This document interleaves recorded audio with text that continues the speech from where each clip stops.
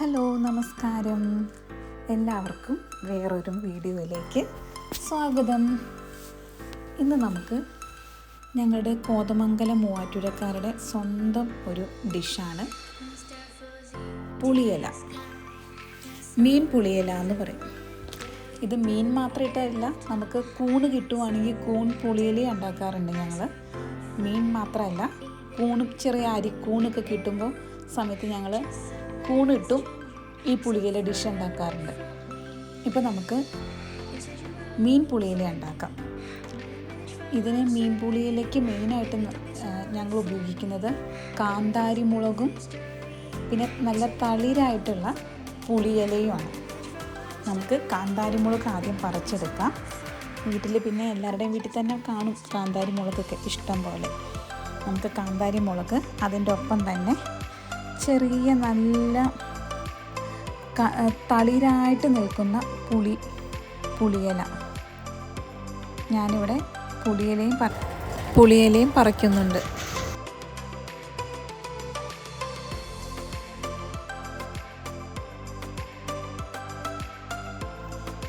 ഞങ്ങളുടെ വീട്ടിൽ ആവശ്യത്തിന് പുളിയിലയും നിൽക്കുന്നുണ്ടായിരുന്നു.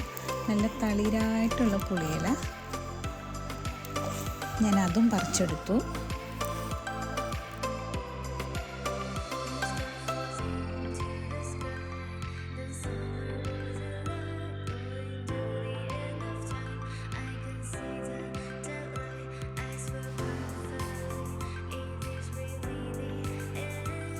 ഞാനിവിടെ അധികം മീൻ എടുത്തിട്ടില്ല.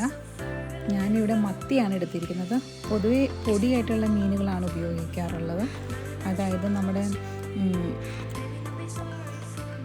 കൊഴുവ പോലത്തെ മീൻ. കൊഴുവയാണ് കൂടുതലും ബെസ്റ്റ് പുളിയില ഉണ്ടാക്കാൻ വേണ്ടി. ഞാനിവിടെ പക്ഷേ മത്തിയാണ് എടുത്തിരിക്കുന്നത്. ചാള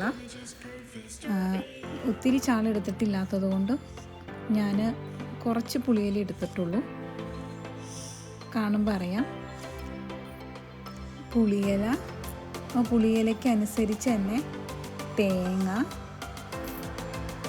കാന്താരി മുളക്, ഇഞ്ചി. ഞാനിവിടെ മീൻ കുറച്ച് ഉപ്പും മഞ്ഞൾപ്പൊടിയും ഇട്ട് തിരുമ്മി വെച്ചിട്ടുണ്ട്. ഞാൻ ഈ മത്തി ആയതുകൊണ്ടാണ് മഞ്ഞൾപ്പൊടിയൊക്കെ ഇട്ട് തിരുമ്മി വെച്ചിരിക്കുന്നത്. ഞാൻ ചിലപ്പോൾ ഉണ്ടാക്കുമ്പോഴാണ് മഞ്ഞൾപ്പൊടി ഇടാറുള്ളൂ. ചില സമയങ്ങളിൽ ഞാൻ മഞ്ഞൾപ്പൊടി ഇടാറില്ല. നമുക്ക് ഈ നല്ല തളിര് പുളിയിലയാവുമ്പോൾ നമുക്ക് ഒത്തിരി കളറ് കിട്ടത്തില്ല.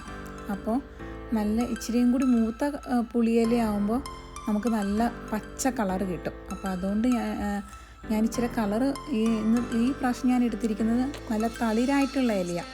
അപ്പോൾ അതുകൊണ്ട് കളർ കിട്ടാൻ ചാൻസ് കുറവ്. അതുകൊണ്ട് ഞാൻ കുറച്ച് മഞ്ഞൾപ്പൊടി ഇട്ടിട്ടുണ്ട് മീനിലേക്ക്. അതുപോലെ തന്നെ ഞാൻ ഇതെല്ലാം കൂടി മിക്സിയിൽ, നേരത്തെ അമ്മിക്കല്ലിൽ കരിക്കുമായിരുന്നു സാധാരണ ചെയ്യാറ്, മിക്സിയിലിട്ട് ഞാൻ അരച്ചെടുക്കുവാണ്. ഏറ്റവും ആദ്യം നമുക്ക്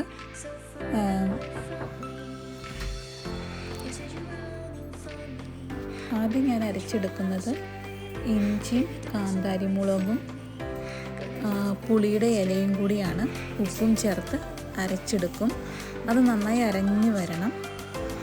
അതിനുശേഷം അത് നല്ല രീതിയിൽ അരിഞ്ഞ് വന്ന ശേഷം നമുക്ക് തേങ്ങ ഇട്ട് കൊടുത്ത് തേങ്ങ അരച്ചെടുക്കാം. തേങ്ങ ഒത്തിരി അങ്ങോട്ട് അരഞ്ഞു പോകണ്ട, എന്നാലും നല്ല രീതിയിൽ തന്നെ അരഞ്ഞു വരികയും ചെയ്യണം.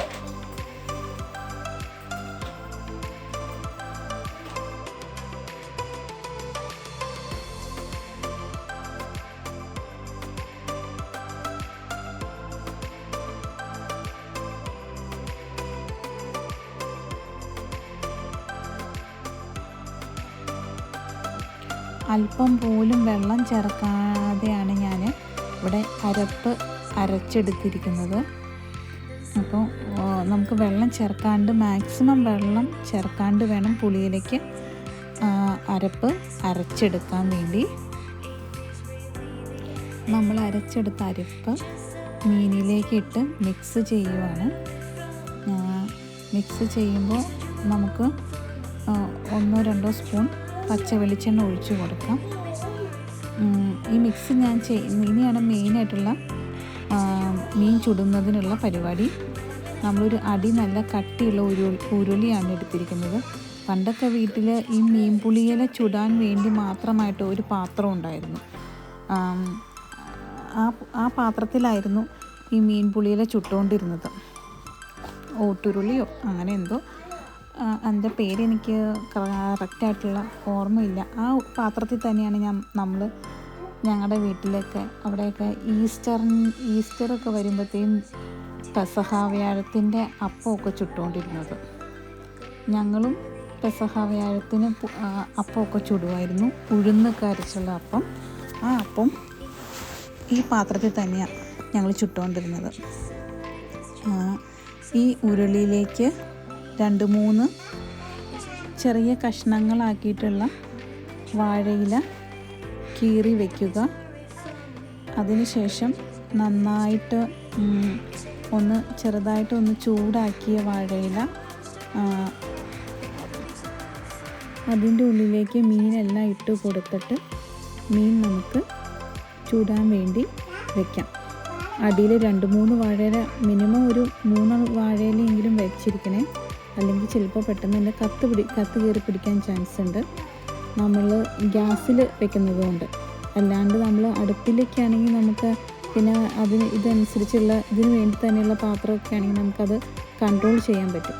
അപ്പോൾ അതിനനുസരിച്ച് നമ്മൾ വെച്ച് കൊടുക്കണം. ഏകദേശം ഒരു ലോ ഫ്ലെയിമിൽ ഒരു 10-15 മിനിറ്റ് ഇട്ട് കഴിയുമ്പോഴത്തേക്കും ഏകദേശം അത് ചുട്ട് സെറ്റാവും. അത് കഴിയുമ്പോൾ നമുക്ക് ഒരു വശത്തുനിന്ന് മറിച്ചിട്ട് മറ്റേ വശം ചുട്ടെടുക്കാവുന്നതാണ്. അപ്പോൾ നമ്മുടെ പുളിയില സെറ്റായിട്ടുണ്ട്. പുളിയില ചുട്ടെടുക്കാൻ നേരത്ത് നമ്മളെപ്പോഴും അടുപ്പിൻ്റെ പരിസരത്ത് എവിടെയെങ്കിലും ഉണ്ടാവണം. നമുക്ക് ചിരിച്ചും സൈഡൊക്കെ മാറ്റിയൊക്കെ ഇട്ട് എല്ലാ വശവും ഒരുപോലെ തന്നെ വേവിച്ചെടുക്കാൻ പാകത്തിന് നമ്മുടെ കൺട്രോൾ എപ്പോഴും ഉണ്ടാവണം. നമുക്ക് ബാക്കി എല്ലാ കറികളും ഇട്ടിട്ട് പോണ പോലെ ഇട്ടിട്ട് പോകാണ്ട് ഗ്യാസിലായതുകൊണ്ടാണ്. മറ്റേത് സത്യത്തിൽ നമ്മൾ അടുപ്പിലൊക്കെ പണ്ടുള്ളവർ ചെയ്തുകൊണ്ടിരുന്നത് തീക്കനലിലായിരുന്നു ചുട്ടുകൊണ്ടിരുന്നത്.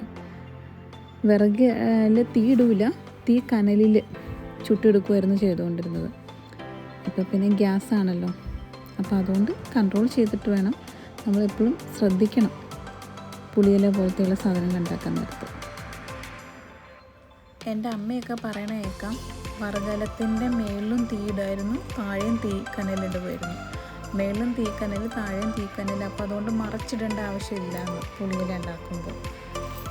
ഇപ്പോൾ പിന്നെ ഗ്യാസിലൊക്കെ ആയതുകൊണ്ട് നമുക്ക് ഏകദേശം ഒരു വശം ഉണങ്ങിക്കഴിയുമ്പോൾ മറ്റേ വശം നമുക്ക് മറിച്ചിടണം. അപ്പോൾ അതുകൊണ്ട് ഇല മാറ്റി ചെയ്യണം അടിഭാഗത്ത് കത്തിയേറി പിടിക്കാൻ.